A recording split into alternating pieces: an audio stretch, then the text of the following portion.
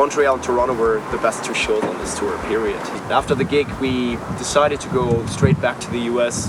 Then we went to the border, expecting to be going straight to jail, basically, because the bus was still reported stolen. But surprisingly, they didn't check us, they just waved us through.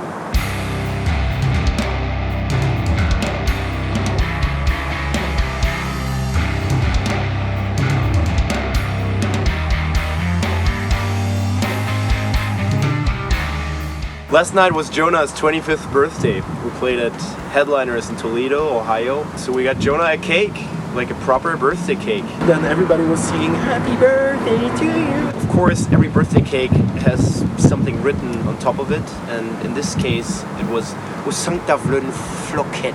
We have this language we created with the band when we board on tour, which is called Clemantus, and means something that I'm not gonna tell you because otherwise Clemantus would cease to be a secret language that is only spoken by the members of the ocean. And he was pretty intoxicated by the time we got to give him the cake. I'll karate chop half the cake and smash that in his face.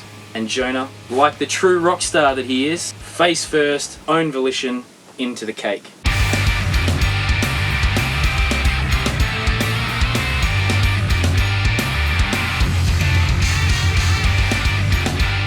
I don't know, like riots broke loose. Everyone was throwing cake at everyone. And then the whole place was a mess and we got drunk and I was happy. It was actually the first night we really started hanging out with the other bands. The Ocean crew became one with the Job for a Cowboy crew, and the Between the Buried and Me guys came out. Most of the time, headliners are giving you a little bit shit for what you do, like loading, sound check, the way you behave on stage. And those guys are relaxed, they basically don't care, and they would help us all the time. We got into a pretty friendly and very nice relationship, stuff included. Well, the Job for a Cowboy guys, they have a different size than us. Like, I'm not that tall, not that trained, and those guys just spend their whole day working out. This is exactly what you're looking for in a tour, just to meet people that are different from you and learn from them. And even if that's only stupid jokes, and how to properly drink a Jameson bottle, but still. For me personally, it was like the first night where I really felt like I had arrived on this tour, finally. It was a party. Good times.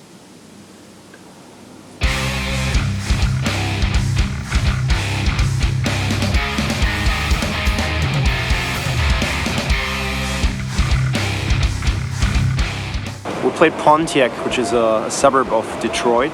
The show was pretty cool, and after the show, it was party time. We went to this Girls Gone Wild place, and there was this bus outside that had Girls Gone Wild painted all over it. At one point, Gavin, our bus driver, just disappeared in that bus. Obnoxious asshole that I am, decided it was probably a good idea to go and knock on the bus's door.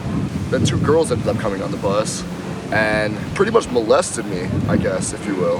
And then they just disappeared in a car, and nobody really knows what happened in that car. That was definitely one for the books. Our renegade bus driver, the man, the legend, we strive to be like him.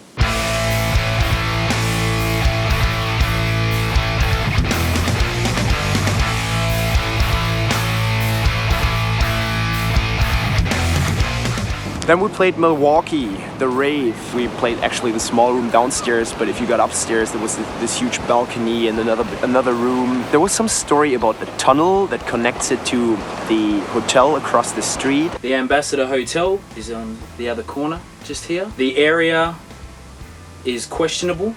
Jeffrey Dahmer's house is just down the street where we took a walk before. Very creepy. Nothing there anymore. Someone actually told me that this place was supposed to be turned into the headquarters for the Nazis had they ever taken over America. It's a nice place. Very America. The real America.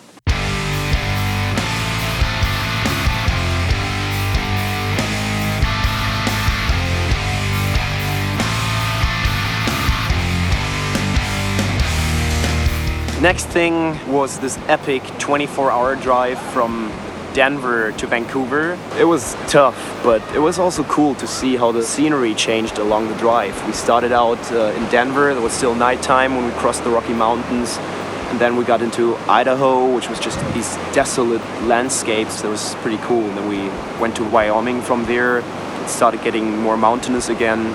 but we didn't know what to expect. What we had to go through was just a snowstorm, like a very nasty one. It was pretty scary. We couldn't see shit. Yeah, I thought we were going to crash at one point. I was pretty scared to be responsible for 10 people in a bus that was hardly drivable. We rewarded ourselves with a McDonald's coffee afterwards. But it felt like paradise.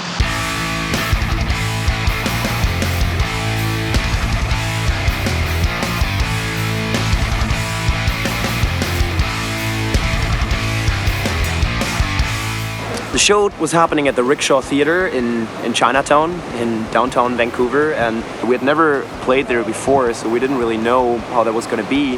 The crowd was just awesome. It was definitely probably my favorite show.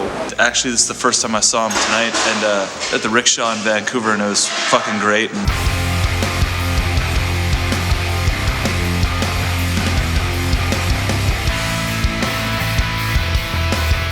Next day we played the El Corazon in Seattle. The show was good, was really good, and then afterwards we all got ridiculously drunk. It was a bit shit because like the drinking area was in this like segregated area from the rest of the club, and you had to queue up for the bar. It's a long bar, but there's only 2 places you can buy alcohol from, and everyone has to get in line. It's the easiest bar to work on in the country, and everyone gets tips.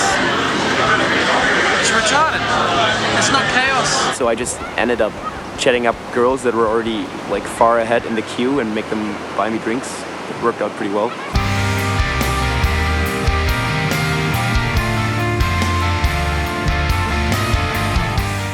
Portland is a cool town. I liked it. And the show itself was good too. In the middle of the set, Louis just left the stage. And I was like, what the fuck's happening? I was feeling a bit like a zombie, and right before the show, I was asking myself, well, should I go on stage or not? Obviously, he just had eaten some shit food at this Mexican place, which actually was really good. It made me sick. It made me sick like hell. And we continued playing Origin of Species without a bass player. You know, throw my bass, ran out of stage, ran out of the venue, and threw up as much as I can. And then he came back in the middle of the song with like standing ovations. It was pretty cool.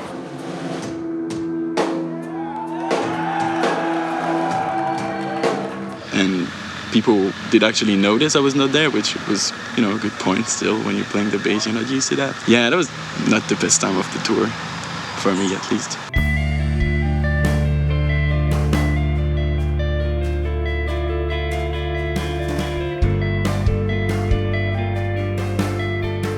We left Portland the following day at around 9 or 10 at night.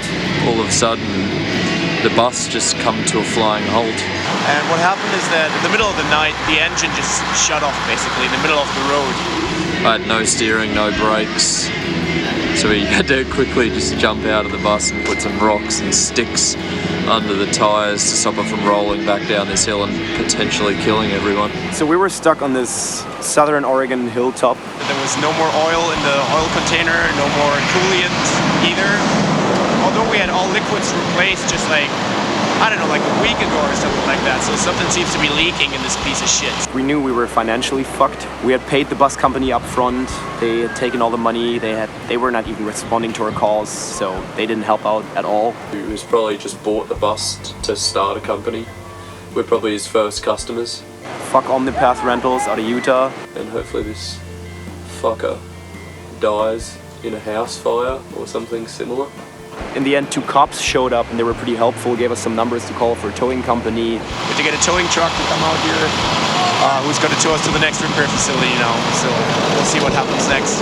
We do a great job at losing money for stupid reasons, and this bus was the reason. I already had a feeling that it wouldn't be getting back on the road anytime soon, so I continued making phone calls. Then we had confirmation that the bus was completely dead. The engine was burned. It had been leaking oil for about a week, and the guy said there's no way to get it back on the road. You have to basically have the whole engine replaced.